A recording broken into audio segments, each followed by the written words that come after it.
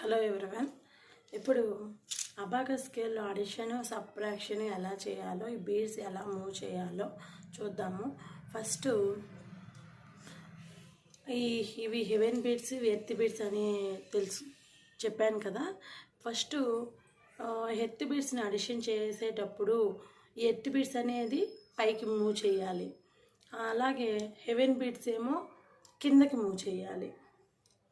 అలా చూడండి, earth beads ఏమో పైకి మూవ్ చేయాలి, హెవెన్ బీడ్స్ ఏమో కిందకి మూవ్ చేయాలి.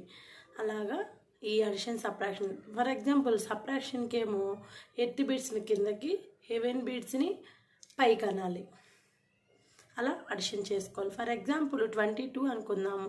20 20 22, ఇక్కడ 10 10 20 1 1 2, 20 + 2 22 ఇలా తీసుకోవాలి.